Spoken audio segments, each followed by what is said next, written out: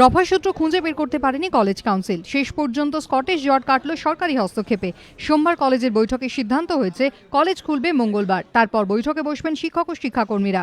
College খুললেও মঙ্গলবার class হবে না। ক্লাস শুরু হবে বুধবার থেকে। বৃহস্পতিবার থেকে পুজোর ছুটি। কলেজ কর্তৃপক্ষের ব্যাখ্যা, শিক্ষামন্ত্রীর অনুরোধেই সিদ্ধান্ত পুনর্বিবেচনা। এডুকেশন মিনিস্টার আমাদের রিকোয়েস্ট করেছিলেন, তো গভর্নিং বডি তারপরে মিট করে এটাই ঠিক করলেন যে কালকে থেকে কলেজ খোলা হবে, কিন্তু ক্লাসেস পরশু থেকে হবে।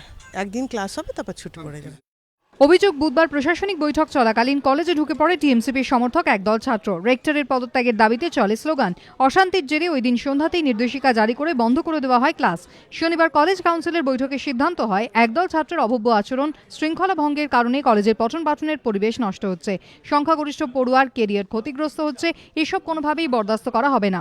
এই খবর সম্প্রচারের পরই এবিপি আনন্দকে শিক্ষামন্ত্রী জানান, আকাশে সিঁদুর দেখে ভয় পাচ্ছে, এগুলো তো কোনো দরকারই ছিল না। আমি ওনাদের বলছি, সোমবার থেকে আপনারা স্কটিশ চার্চ কলেজের পড়াশোনা আরম্ভ করুন। ছাত্রদের দু চারটে যদি কেউ গন্ডগোল করে থাকে তার বিরুদ্ধে কঠোরতম ব্যবস্থা নিন, সরকার আপনার পাশে থাকবে।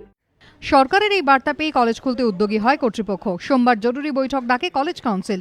সিদ্ধান্ত হয় মঙ্গলবার থেকে কলেজ খোলার। কিন্তু পুজোর ছুটি পড়ার আগে তড়িঘড়ি একদিনের জন্য কলেজ খোলা কেন?